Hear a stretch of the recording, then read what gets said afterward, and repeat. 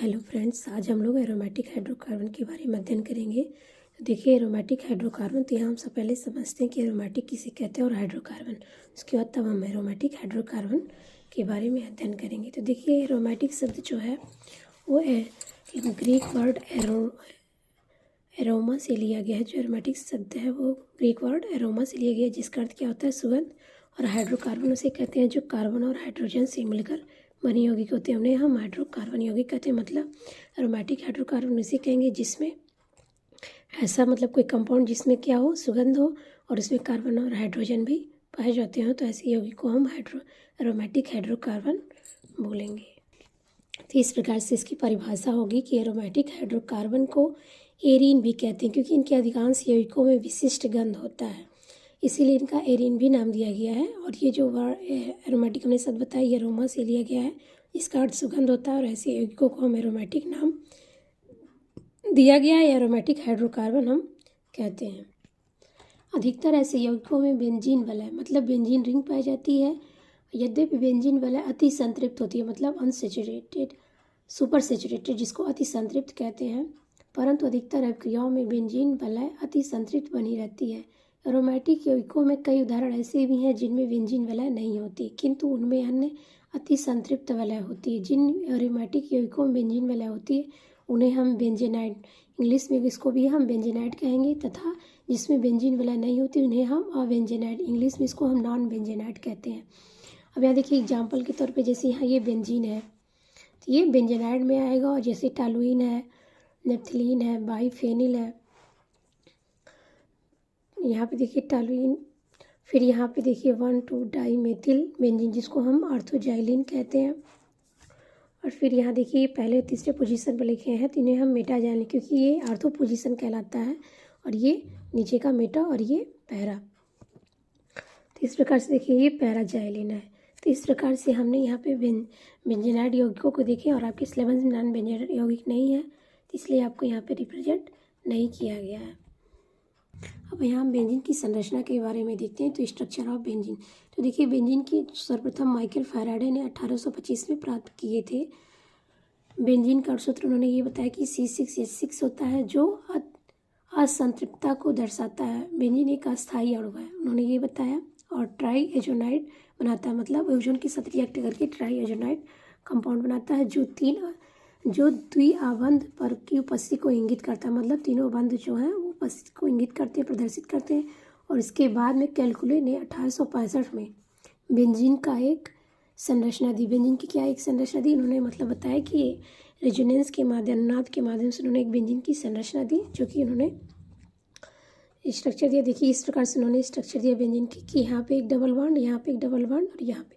तो इस प्रकार से 6 कार्बन और 6 हाइड्रोजन के द्वारा ये बेंजीन की संरचना दी। उन्होंने इस स्ट्रक्चर को भी दिया, ये केवल द्विआबंध के द्वारा प्रदर्शित किया गया है। अब हम यहाँ एरोमेटिकता के बारे में पढ़ेंगे। एरोमेटिसिटी मतलब कौन से यौगिक एरोमेटिक होते हैं और कौन से नहीं। तो आपके सिलेबस में केवल एरोमेटिक है, और आगे आप बड़े क्लास में नॉन एरोमेटिक, एंटी एरोमेटिक के बारे में पढ़ेंगे। तो यहाँ हम एरोमेटिक केवल देखते हैं। देखिए बेंजीन के जनक एरोमेटिक यौगिक मानते हैं, मतलब एक तरह से वो जनक एग्जाम्पल के तौर पे लिया जाता है। और देखिए एरोमेटिक होने के लिए कोई भी कंपाउंड समतलीय होना चाहिए, प्लानर होना चाहिए, और उस वलय में क्या होना चाहिए? इलेक्ट्रॉन का संपूर्ण विस्थानीकरण, मतलब पूरे रिंग में इलेक्ट्रॉन का क्या होना चाहिए? संपूर्ण विस्थानीकरण होना चाहिए। और वलय में 4n+2 पाई इलेक्ट्रॉन, जहाँ n एक पूर्णांक है, मतलब n का मान क्या रखने पर 1, 2, 3 हमें ये संपूर्ण में ये इलेक्ट्रॉन प्राप्त होना चाहिए, जिसे हम हकल नियम द्वारा, इसे हम हकल रूल भी कहते हैं। बड़ी क्लास में आप इसे हकल रूल के माध्यम से जानेंगे। अब यहाँ एग्जाम्पल के तौर पे देखिए, जैसे एग्जाम्पल में बेंजीन है, साइक्लोपेंटाडाइनिल कैटायन है, और साइक्लोहेप्टाडाइनिल कैटायन है। तो ये तीनों क्या हैं? एरोमेटिक हैं, क्योंकि ये प्लानर है और ये 4n+2 पाई इलेक्ट्रॉन को फॉलो करते हैं, जहाँ n एक पूर्णांक है। तो यहाँ पे देखिए नेप्थलीन है, एंथ्रासीन और फिनाप्थलीन, ये सभी क्या है? एरोमेटिक है, और एरोमेटिक के गुण को प्रदर्शित करते हैं।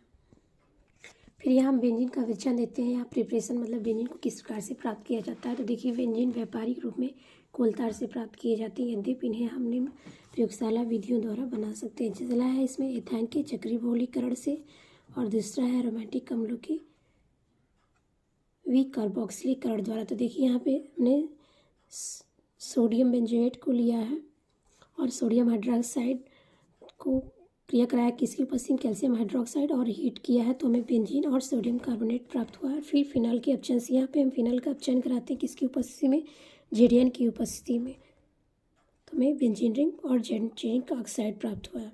अब यहाँ हम देखते हैं भौतिक गुणधर्म। तो जो बेंजीन होते हैं वो एरोमेटिक हाइड्रोकार्बन और ध्रुवीय अणु होते हैं। ये सामान्यतः विशिष्ट गंध युक्त होते हैं और रंगीन द्रव मतलब कलरलेस होता है या ठोस भी होते हैं। नेफ्थलीन की गोलियों का प्रयोग शौचालय में तथा कपड़े सुरक्षित रखने में किए जाते हैं। मतलब कहने का अर्थ यह एरोमेटिक हाइड्रोकार्बन नेफ्थलीन भी आता है, इसलिए यहाँ पे ये लाइन लिखी गई है, तथा कपड़े सुरक्षित रखने में प्रयोग में लाते हैं। और जो एरोमेटिक हाइड्रोकार्बन होते हैं वो जब उनको हम जलाते हैं तो वो धुएंधार ज्वाला के साथ जलते हैं। अब हम यहाँ रासायनिक गुणधर्म देखते हैं। तो रासायनिक गुणधर्म में इनका ये है किस प्रकार की अभिक्रिया देती है, तो इलेक्ट्रॉन रागी प्रतिस्थापन अभिक्रिया। तो जो एरोमेटिक हाइड्रोकार्बन होते हैं वो इलेक्ट्रॉन रागी प्रतिस्थापन अभिक्रिया देती है, जिसमें इलेक्ट्रॉन रागी कार्यकारी अभिकर्मक क्या होता है, इलेक्ट्रोफाइल होता है।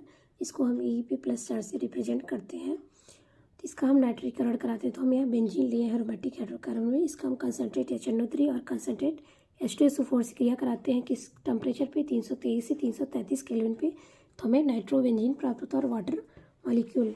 इस प्रकार से जब इसका हम हैलोजनीकरण या हैलोजनन कराते हैं, मतलब हैलोजनीकरण जब भी कराएंगे तो F2Cl2 Br2I2 की उपस्थिति में होगा। यहाँ पे हमने Cl2 लिया है और निर्जल एल्युमिनियम क्लोराइड लिए हैं, तो क्लोरोबेंजीन और HCl मॉलिक्यूल प्राप्त हुआ। फिर इसका हम जब सल्फोनीकरण कराते हैं बेंजीन का, तो यहाँ देखिए H2SO4 SO का होल थ्राइस गर्म की, तो यहाँ में बेंजीन सल्फोनिक एसिड और वाटर मॉलिक्यूल यहाँ पे हमें प्राप्त होता है। फिर हम यहाँ देखते हैं फ्रीडल क्रॉफ्ट एल्किलीकरण या एल्किलीनन। तो यहाँ पे देखिए यहाँ पे हमने क्या लिया, मेथिल क्लोराइड और निर्जल एल्युमिनियम क्लोराइड का जब फ्रीडल क्रॉफ्ट एल्किलीकरण कराते हैं तो हमें ये टालुइन प्राप्त हुआ। इसे हम क्या कहते हैं, टालुइन और HCl मॉलिक्यूल। और यहाँ पे हमने देखिए रीजेंट चेंज कर दिया है, अरे यहाँ पे हमने क्या लिया था, मेथिल क्लोराइड, और हमने यहाँ लिया है एथिल क्लोराइड, तो यहाँ पे चेंज हो गया है। हमें क्या प्राप्त हुआ, एथिल बेंजीन और HCl मॉलिक्यूल। ये चैप्टर यहीं पे ख़त्म होता है। इसके बाद हम लोग ये चैप्टर के बारे में अध्ययन करेंगे। धन्यवाद।